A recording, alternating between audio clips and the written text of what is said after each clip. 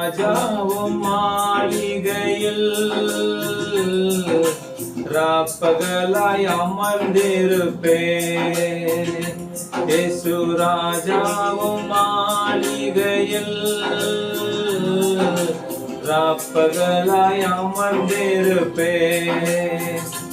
உம்மை துதித்து மகிழ்ந்திருப்பேன். எல்லா துயரம் மறந்திருப்பேன். உம்மை துதித்து மகிழ்ந்திருப்பேன். எல்லா துயரம் மறந்திருப்பேன். இயேசு ராஜாவும் மாளிகையில் ராப்பகலாய் அமர்ந்திருப்பேன். இயேசு ராஜாவும் மாளிகையில் ராப்பகலாய் அமர்ந்திருப்பேன். இயேசு கிறிஸ்து உங்களை ஆசீர்வதிப்பாராக. இந்த நல்ல வேலை தந்த தேவனை நான் ஸ்தோத்திரிக்கிறேன். இப்போ வசனத்தை பார்ப்போம், அதுக்கு முன்னாடி நம்ம ஜெபிப்போம். ஸ்தோத்திர ஆண்டவரை துதிக்கிறோம். கேட்கிறவர்களையும் சொல்லுகளையும் ஆசீர்வதிங்க ஆண்டவரை. மறைத்து வெளிப்படுங்க இயேசு நாமத்தில் பிதாவே ஆமென். கொரிந்தியருக்கு எழுதின புஸ்தகம் 3ஆம் அதிகாரத்துல 16ஆம் வசனத்துல நான் பார்த்தோம் அப்படின்னா, கொரிந்தியருக்கு விதமா சொல்றாரு. 3ஆம் அதிகாரம் 16ஆம் வசனத்தை, நீங்கள் தேவனுடைய ஆலயமா இருக்கிறீர்கள் என்றும் தேவனுடைய ஆவி உங்களில் வாசமா இருக்கிறார் என்றும் அறியீர்களா அப்படின்னு கேட்கிறாங்க. பழைய ஏற்பாட்டுல ஒரு சட்டம், பெரிய ஆலயம், விருத்த சேதனம் பண்ணணும், ஆலயத்துக்கு போகணும், எருசலேமுக்கு போய் அவங்க பண்டிகை ஆசரித்தாங்க. அதே வேலையில புதிய ஏற்பாட்டுல பார்த்தோம் அப்படின்னா, அங்க ஓய்வு நாள்லாம் ஆண்டவர் வந்து அதை ஓய்வு நாள் பெருசா பண்ணல. ஏன்னா மனுஷன் மேல அவ்வளவு அன்பு வெளிப்பட்டுட்டு, மனுஷன் மேல அவ்வளவு அன்பு கொஞ்சம் வெளிப்பட்டுட்டு, பழைய ஏற்பாட்டுல ஆலயம் பரிசுத்தமா இருக்கணும், குஷ்டரோகி வரக்கூடாது, அப்படி நிறைய காரியங்கள் இருக்குது. அப்ப அதெல்லாம் ஆண்டவர் படிப்படியா குறைச்சி, குஷ்டரோகிலாம் இப்ப நம்ம மத்தியிலே இருக்கிறாங்க, வராங்க போறாங்க. நம்ம கவர்மெண்டே அவங்களுக்கு நிறைய மருந்து நிறைய கொடுக்குறாங்க. பழைய ஏற்பாட்டுல ஒரு சட்டம், புதிய ஏற்பாட்டுல ஒரு காரியத்தை பார்த்தோம் அப்படின்னா, நீங்க தான் ஆலயம் அப்படிங்கிறார். சாலமன் பெரிய ஆலயத்தை கட்டுறார். அதை பிரதிஷ்டை பண்ணும் பொழுது தேவனுடைய மகிமை அப்படியே இறங்குது. அப்போ அவர் ஜெபிக்கிறார். இப்போ பார்த்தோம் அப்படின்னா, கொரிந்தியருக்கு எழுதி போய் யாருக்கு இது எழுதுறாரு? புதுசா வந்து விசுவாசிக்கு இது எழுதல. யாருக்கு எழுத? கொரிந்தியர் 1ஆம் அதிகாரத்துல பார்த்தோம் அப்படின்னா 2ஆம் வசனத்துல, கொரிந்தியிலே கிறிஸ்து இயேசுக்குள் பரிசுத்தமாக்கப்பட்டவர்களாயும் பரிசுத்தவான்களாகும்படி அழைக்கப்பட்டவர்களாம் இருக்கிற தேவனுடைய சபைக்கு அப்படின்னு சொல்றாரு. யார் விசேஷமா அழைக்கப்பட்டிருக்கிறாங்களோ அவங்கள பார்த்து இது சொல்றாரு. அரகுர விசுவாசி இல்ல, சும்மா மேல்டால நம்புறவங்க பார்த்து இல்ல, ஆண்டவர் முழுவதுமாக நம்புகிற மனிதனை பார்த்து பவுல் விதமா சொல்றாங்க. பைபிள் விதமா சொல்லுது, நீங்க தேவனுடைய ஆலயம் அப்படின்னு சொல்லப்படுது. தேவனுடைய ஆலயத்துல யார் இருப்பா? இயேசு கிறிஸ்து இருப்பாங்க. அங்க எவ்வளவு துதிப்பாடல் இருக்கும், தேவனை துதிச்சுட்டு இருப்பாங்க. அங்க பேரின்ப நதி இருக்கும். அப்போ ஒரு மனுஷன் ஆலயமா இருக்கும் பொழுது ஒரு செழிப்பு நிறைந்த ஒரு வாழ்க்கை, வற்றாத ஒரு நீரூற்று. அவன் சொல்லுது, வறட்சி காலத்துல நீ வற்றாமல் கனி கொடுப்பாய். யாருக்கு இந்த வசனம், இந்த வாக்கு தத்துவம்? தேவனுடைய ஆலயமா இருக்கிறவங்களுக்கு. இன்னும் அவங்க சொல்லப்பட்டிருக்கு, தேவனுடைய ஆலயத்துல பச்சையாக ஒளி மரத்தை போல இருப்பேன்னு சொல்லி அவங்க சொல்ல பார்க்கிற சங்கீதத்துல. அப்போ நம்மளும் பச்சையான ஒளி மரம் அப்படின்னா நல்ல செழிப்புள்ள ஒரு மரம், கனி கொடுக்கிற ஒரு மரம், பட்ட மரம் இல்ல, நற்கிரியைகள் நிறைஞ்ச ஒரு வாழ்க்கை. விசேஷமா பவுல் சொல்றார், ஆண்டவருடைய ஆழத்தை அப்படியே வெளிப்படுத்துறாங்க. ஆண்டவர் எப்படி மனுஷன் மேல பிரியமா இருக்காங்களோ, ஒரு மனிதன் நம்ம நடமாடும் ஆலயம். அதுதான் நம்ம ரோட்ல ரொம்ப சண்டை போடக்கூடாது. ஆழமா இயேசு கிறிஸ்துவ அறிந்தவர்கள், நம்ம ஆழமான கிறிஸ்தவங்க ரொம்ப வாக்குவாதம் பண்ணக்கூடாது. நீதிமொழியில் சொல்லப்பட்டவருக்கு சாந்தமுள்ள குணம், விவேகி அப்படின்னு சொல்லப்பட்ட குளிர்ந்த மனம். அப்ப இதெல்லாம் அந்த ஆலயமா யார் தங்களை ஒப்பு கொடுக்குறாங்களோ அவங்களுக்கு இந்த பழக்க வழக்கம் ஒரு குளிர்ந்த மனம் வரும். நம்ம விவேகமா நடப்போம். சங்கீதக்காரர் சொல்றாரு, உத்தமமான விவேகமா நடப்பேன். எப்படி அந்த வருவீங்க அப்படின்னு இயேசு கிறிஸ்து சொல்றாரு. என் வீட்டுல உத்தம இதயத்தோடு நான் இருப்பேன்னு சொல்றாரு. நம்மளும் இப்படி சொல்லும் பொழுது இந்த உலகத்துல குறை இல்லாம நம்ம இருப்போம். கஷ்டம் வரும், நம்மளை மேற்கொள்ளாது. துயரம் வரும், நம்மளை கஷ்டப்படுத்தாது. சோதனை வரும், நம்மளை மேற்கொள்ளாது. சோதனை சைக்கிற மனுஷன் பாக்கியவான் பைபிள் சொல்லப்பட்டது. சைக்க பலன் தருவார். நிறைய ஆசீர்வாதம் பைபிள்ல பார்க்கலாம். அந்த ஆசீர்வாதம் யாருக்கு அது மேட்ச் ஆகும், யாருக்கு இறங்கும் அப்படின்னா, ஆலயமா நம்ம சரீரத்துல ஒப்பு கொடுத்தவங்களுக்கு, நம்ம சரீரத்தை ஆலயமா தேவனுக்கு ஒப்பு கொடுப்போம். அப்போ இங்க பார்க்கும், அதை 1 அதிகாரத்துல பார்த்தோம் அப்படின்னா 17ஆம் வசனத்தில் சொல்லப்பட்டிருக்கு, ஒருவன் தேவனுடைய ஆலயத்தை கெடுத்தால் அவனின் தேவன் கெடுப்பார். தேவனுடைய ஆலயம் பரிசுத்தமா இருக்கிறது, நீங்களே அந்த ஆலயம். கொரிந்தியரை பார்த்து சொல்ல, நீங்க தான் அந்த ஆலயம், உங்களுக்கு தெரியுமா தெரியாதா, நீங்களே அந்த ஆலயம், அதை கெடுக்க கூடாது. அதனாலதான் சிலவங்க சொல்றோம், நம்ம எல்லா ட்ரெஸ்ஸும் நம்ம போட முடியாது, அசிங்கமா இருக்கும். சிலவங்க சொல்லுவாங்க ரொம்ப ஸ்ட்ரிக்ட் பண்ணாங்க, டார்ச்சர் பண்ணாங்க. No torture. பைபிள் கடிந்து கொள்ளுதல், நீதிமொழி சொல்லப்பட்டிருக்கு, கடிந்து கொள்ளுதல் வெறுக்கிறவன் நாசமடைவான். நல்லாரு, நல்லா படி, நல்லாரு, வாழ்க்கையில நல்லாரு, மற்றவங்களுக்கு கஷ்டப்படுத்தாத, இப்படி சிலவங்களுக்கு சொன்னோம் அப்படின்னா அவங்களுக்கு கஷ்டமா இருக்கு கேட்கறதுக்கு. எப்பவுமே டார்ச்சர் பண்றீங்கன்னு சொல்றாங்க. பைபிள் டார்ச்சர் பண்ணாது, உங்களை பரிசுத்தப்படுத்தும். ஒரு பட்டறையில ஒரு ஃபேக்டரி, ஒரு விலையிருந்த பொருள் இருந்து அங்க உருவாக்குதாங்க அப்படின்னா, ஒவ்வொரு காரும் பல கோடி இருக்குது. அந்த காரை உருவாக்க எத்தனை வருஷம் ஆகுதான். அவ்வளவு அழகாக அதை உருவாக்கி ரோட்ல கொண்டு வராங்க. திருப்பி அது பேரு என்னெல்லாமோ பேர் வைக்கிறாங்க. அது மகிமையா இருக்கு பார்க்க. அதே மாதிரி உங்களின் தேவன் உருவாக்குவார்.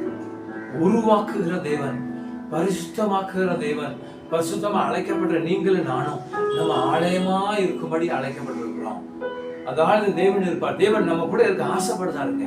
ஆதியாமத்தில் ஆதாமு கூட இருந்தாருயா, ரொம்ப பாசம் ஆதாம் மேல. ஆதாம் கூட இருக்க ஆசைப்பட்டார். ஆனா என்ன ஒரு கண்டிஷன் போட்டார், என் சொல்லு கேட்கானா இல்லையா? நான் கேட்கல. அது ரொம்ப கஷ்டப்பட்டார் ஆண்டவர். அதே மாதிரி ஆண்டவர் இன்னைக்கு அந்த திருப்பி அந்த ஆதாம் இழந்த சான்ஸை உங்களுக்கு எனக்கும் தர்றார். நம்ம கூட இருக்க ஆண்டவர் ஆசைப்படுறாங்க. அதுதான் தேவனுடைய ஆலயம். ஆலயத்துல தேவன் இருப்பார். ஏன்னா அது அவர் வீடு. நம்ம அவர் வீடு. நம்ம வீட்டுக்கு வருவார், நம்ம கஷ்டத்தை போக்குவார், நம்ம வேதனை மாற்றுவார், நம்மளுக்கு என்ன வேணுமோ தருவார். ஏன்? நம்ம ஆலயம். அப்ப நம்ம ஆலயத்தை நம்ம கெடுக்க கூடாது. அதனால ஸ்மோக் பண்ணக்கூடாது, தப்பான விஷயத்தை பார்க்க கூடாது. ஏன்னா நம்ம ஆலயம். பொய் சொல்லக்கூடாது, லஞ்சம் வாங்கக்கூடாது. எல்லாம் பைபிள் சொல்லப்பட்டிருக்கு. பரிசுத்தமா இருக்கிறவன் தேவனுடைய பரிசுத்த ஸ்தலத்துல இருப்பான் அப்படின்னு சங்கீதத்தில் சொல்லப்பட்டிருக்கு. கைகளில் சுத்தம் உள்ளவன் ஆலயமா இருக்கிறவன், இருதயத்துல மாசு இல்லாதவன் சொல்லப்பட்டிருக்கு. கையில சுத்தம் இருக்கணும். சர்வசாதாரணமா லஞ்சம் வாங்குறாங்க கிறிஸ்தவங்க. சர்வசாதாரணமா இருதயத்துல போய் சொல்லுதாங்க, உள்ள ஒண்ணு வச்சு வெளியில ஒண்ணு சொல்லுதாங்க. அப்படி சொல்றவங்க நம்ம ஆலயமா இருக்க முடியாது. பூர்ண ஒரு பெர்ஃபெக்ட் ஆசீர்வாதத்தை பெற்றுக்கொள்ள முடியாது. பிரியமானவர்களே, நம்மளுக்கு ஒரு கரெக்டான ஒரு ஆசீர்வாதம், ஒரு தெளிவான ஒரு ஆசீர்வாதம் நம்மளுக்கு வேணும். நம்ம அந்த வாழ்க்கையில செழிப்பா இருக்கணும். நம்ம ஆலயமா மாறும் பொழுது ஆட்டோமேட்டிக்காவே நம்மளுக்கு அது கிடைக்கும். பைபிள் சொல்லுது. அந்த ஆலயத்தை நம்ம கெடுக்க கூடாது. வீட்டையே சுத்தமா வச்சிருக்கணும். அப்ப ஆலயத்தை எப்படி வச்சிருக்கணும்? சுத்தமா வச்சிருக்கணும். தேவன் இதுக்கு நம்மளுக்கு பலன் தருவார். எப்ப பலன் தருவார்னு பார்த்தோம் அப்படின்னா, கீழே வசனத்தை பார்த்தோம் அப்படின்னா, அதே 3ஆம் அதிகாரத்தில் நம்ம ஆலயமாக எப்படி ஆண்டவர் நம்மளுக்கு பலன் தருவார் அப்படின்னா, 3ஆம் அதிகாரம் 16, 17 பார்த்தோம்னா 18ஆம் வசனம் பேசுறது இன்னும் விவரமா சொல்லுது. ஒருவனும் தன்னைத்தானே வஞ்சியாது இருப்பானாக. இப்ப நம்ம ஆலயம், ஆனா நம்மளே நம்ம வஞ்சிக்க கூடாதான். ஏன் அப்படி சொல்றாரு அப்படின்னு 12ஆம் வசனத்தை பார்த்தோம் அப்படின்னா, இவ்வுலகத்திலே உங்களில் ஒருவன் தன்னை ஞானி என்று எண்ணினால் அவன் ஞானியா இருக்க மாட்டேங்கி பைத்தியக்காரனா இருக்க கடவன். நம்ம ரொம்ப சிலவங்க வசதி இருந்தா ரொம்ப எதிர்பார்ப்பாங்க, ரொம்ப ஹைஃபை எதிர்பார்ப்பாங்க. எல்லாரும் நினைப்பாங்க அந்த ஆட்கள் அப்படிதான் இருப்பாங்க. அப்ப அவங்க தன்னை ஞானி நினைக்கிறாங்க. வசதிக்கு ஏற்றபடி இருப்போம், ஸ்டேட்டஸ் ஏற்றபடி இருப்பாங்க. பைபிள் சொல்லுது, இந்த உலகத்தை நம்ம ஞானமா இருக்கணும். நம்ம நினைச்சா ஆண்டவருக்கு பைத்தியமா இருக்கணுமா? ஞானி என்று எண்ணாமல் அவன் ஞானியா இருக்கும்படி பைத்தியக்காரனா கடவன். யாருக்கு பைத்தியக்காரனா இருக்கணும்? நீங்க இந்த உலகத்தை ஞானமா நடக்கணும், நம்ம குடும்பம் பிள்ளையோட காரியம் எல்லாம் பெர்ஃபெக்டா இருக்கணும் அப்படின்னா ஆண்டவருக்கு பைத்தியமா இருக்கணும். ஆண்டோட விஷயத்துல பைத்தியமா இருக்கணும். அப்படி படிக்கணும், பைபிள் படிக்கணும், ஜெபம் பண்ணணும், உபவாசம் இருக்கணும். அவர் என்ன எதிர்பார்க்கிறார்? உண்மையா இருக்க எதிர்பார்க்கிறார், உத்தமமா இருக்க எதிர்பார்க்கிறார், அவரே சார்ந்து இருக்க எதிர்பார்க்கிறார். வனாந்திரத்துல தன் நேசரில் மார்பில் சாய்ந்து வருகிற இவள் யார் அப்படின்னு உன்னத பாட்டிலே பிரசங்கத்தில் சொல்லப்பட்டிருக்கு. நம்மளுக்கு கஷ்டமான காரியத்துல அவருடைய மார்பில சாய்ந்து இருக்கணும். அன்பின் சீசனுக்கு நல்லா தெரிஞ்சு போச்சு, இவர் தான் உண்மையான கடவுள். ஆண்டவர் கூட ஒட்டி இருந்தார். அதனால அவர் பேர் அன்பின் சீசன் ஆயிட்டு. அதான் சொல்ல பாருங்க, சிலர் ரொம்ப ஞானின்னு நினைப்பாங்க. ரொம்ப ஞானி, தாங்களே ரொம்ப புகழ்ந்து விடுவாங்க. நான் மற்றவங்கள மாதிரி இல்லை. அப்ப அவங்கள பத்தி என்ன சொல்லப்பட்டிருந்தா, தன்னை பெரிய ஞானின்னு நினைக்கிறாங்க. அப்படி ஞானமா இருக்கிறவங்க ஆண்டவருக்கு பிரயோஜனமாக இருக்க மாட்டாங்க. அப்படி இருக்கணும் நீங்க ஆசைப்பட்டீங்கன்னா இயேசு கிறிஸ்துவுக்கு பைத்தியமா இருக்கணுமா, அவருடைய காரியத்துக்கு பைத்தியமா இருக்கணும், அவருடைய சித்தத்தை செய்ய பைத்தியமா இருக்கணும். அப்படின்னா சில பைத்தியங்கள் ரோட்ல போவாங்க, யாருமே பார்க்க மாட்டாங்க, ட்ரெஸ் இல்லாம அலைவாங்க, அது மூளைக்கு சரியில்லாதவங்க. அப்ப இவங்க சொல்லப்பட்ட பைத்தியம் என்ன அப்படின்னா, ஆண்டவருக்காக எப்படி சொல்லுவாங்க, ஒரு ஆண்டவருக்காக யாரையுமே பார்க்க கூடாது, வெக்கப்படக்கூடாது. சர்ச்சில் இருக்க எல்லாரும் வெக்கப்படுவாங்க, கீழே இருக்க வெக்கப்படுவாங்க, யாரும் நினைப்பாங்க வெக்கப்படுவாங்க. அவனுடைய காரியத்துல தாழ்மையா இருக்கிறதுக்கு அவர் என்ன எதிர்பார்க்கிறாரோ அதை செய்யறதுக்கு வெக்கப்படக்கூடாது, பைபிளுக்கு வெக்கப்படக்கூடாது, கிறிஸ்தவன் சொல்ல வெக்கப்படக்கூடாது. அதுதான் அவருக்கு உண்டான பைத்தியம் சொல்லப்பட்டது. அப்படின்னா அவர் வைராக்கியமா இருக்கணும், விடாப்பிடியா இருக்கணும். சிலவங்க சில காலத்துல விடாப்பிடியா இருப்பாங்க, உறுதியா இருப்பாங்க. ஆண்டவருக்காக பைத்தியம் சொல்லப்பட்டிருக்கு. பைத்தியம் ரோட்ல பைத்தியம் இல்லை, ஆண்டோடைய காரியத்துல ஒரு எப்படி சொல்றாங்க, ஒரு அட்டாச்சா இருக்கணும். யாரு என்ன நினைச்சாலும் சரி, எல்லாரும் பைபிள் படிக்கலாம், எல்லாரும் ஜெபிக்கலாம், எல்லாரும் உபவாசம் இருக்கலாம். அதுதான் ஒரு ஆண்டவருக்காக நம்ம செய்ய வேண்டிய காரியம். அதைதான் இவர் சொல்றாரு, பைத்தியமா இருக்கணும்னு சொல்றாரு. அப்படி நம்ம இருக்கும் பொழுது, ஆண்டவருக்காக இந்த மாதிரி காரியத்தில் நம்ம இருக்கும் பொழுது, நம்ம தான் தேவனுடைய ஆலயம். எல்லா ஆசீர்வாதம் ஆலயத்துக்கு உண்டு. விசேஷமா சொல்ல போனா சாலமோன் ஆலயத்தை ரொம்ப மகிமையா வச்சிருந்தாரு, தங்கமா வச்சிருந்தார். அதே மாதிரி நம்மளுக்கும் தருவா. பைபிள் யாரையுமே கைவிட்டதா சரித்திரம் இல்லை. 66 புஸ்தகத்தில் நம்ம பார்த்தோம் அப்படின்னா, யார் கர்த்தரையே தன் நம்பிக்கை கொண்டிருக்க மனுஷன் பாக்கியவான், அவன் தான் தேவனுடைய ஆலயம். நிச்சயமாவே இந்த அனுபவத்தை உங்களுக்கு ஆண்டு தருவார். நம்ம அவருடைய ஆலயம், பரிசுத்தமா இருப்போம், சுத்தமா இருப்போம், அவர் என்ன எதிர்பார்க்கிறாத நம்ம செய்வோம். பைபிள் அநேக காரியத்தை சொல்லுது. அது வழியா நம்ம போகும்பொழுது நம்ம ஆலயமாக்கப்படுவோம், நம்ம ஆசீர்வதிக்கப்படுவோம்.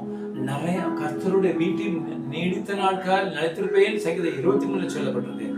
அப்போ அந்த கர்த்தருடைய வீட்டு அப்படிங்கும்போது அது ஆலயம். அப்ப நம்ம நீடித்த நாட்கள் நிலைத்திருக்கணும். இந்த உலகத்தில் நம்மளுக்கு ஆசீர்வாதம் இருக்கும், இறந்த பிறகு நம்மளுக்கு பெரிய ஆசீர்வாதம். நிறைய பேருக்கு மோட்சம் கிடையாது, பெரிய அவ்வளவு கொடூரமா செய்யறாங்க. ஒரு அருமையான சுவிசேஷரை சுட்டே கொண்டுட்டாங்க. சுடப்பட்ட மனம் திரும்பலாம் நரகத்துக்கு போவான், ஆனா இறந்தவன் மோட்சத்துக்கு போவான். தேவன் மெய்யாகவே உங்களை ஆசீர்வதிப்பார். இந்த வசனத்தை பாருங்க, 1 கொரிந்தியர் 3 அதிகாரம் 16, 17, 18 அநேக காரியத்தை சொன்னேன். நம்ம தேவனுடைய ஆலயம், அதை எப்பவுமே நினைச்சுக்கிடுங்க, வாக்குவாத வேண்டாம். தேவனை நோக்கி இருப்போம், நம்மளை தேவன் ஆசீர்வதிப்பார். நன்றி ஆண்டவர், நன்றி ஐயா. 1 கொரிந்தியர் 3 அதிகாரத்துல பார்க்கணும், நாங்க தான் உங்களை ஆலயம். ஆண்டு எவ்வளவு ஒரு பாசம் ஐயா, எவ்வளவு ஒரு நேசம்.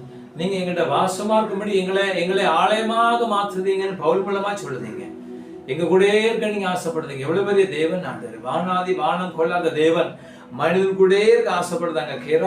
சேராபீன்கள்லாம் இருக்கிறாங்க உங்களை சுத்தி, பரிசுத்தர். ஆனா நீங்க மனிதனை தேடி வாரீங்க, மனிதன் கூட இருக்க ஆசைப்படுறீங்க. அதனால இந்த வசனம் அவங்களுக்கு புதிய கிருபை செய்யுங்க. தேவன் உங்க கூட இருக்கும்படியாக கேட்கிற பிள்ளைகளை எங்களை ஆலயமாக மாற்றுகிறீங்க. எங்க கூட இருப்பீங்க, எங்களுக்கு ஆலோசனை சொல்லுவீங்க, எங்களை ஆசீர்வதிப்பீங்க, தேவைகளை சந்திப்பீங்க, தேவையில்லா காரியத்தை எடுத்து போடுவீங்க. ஆண்டவரே, கேட்ட பிள்ளைகளை ஆசீர்வதிங்க, இந்த வசனத்துல ஆசீர்வதிங்க. இப்ப ஏதாவது வேதனை தான் மாற்றுங்க ஐயா, குறைவு இருந்தா அகற்றுங்க, பேய் பிசாசு இருந்தா விரட்டுங்க. இயேசு நாமத்தில் ஆசீர்வதிக்கிறேன் ஐயா. அப்படியே செய்யுங்க. இயேசு நாமத்தில் பிதாவே, ஆமென்.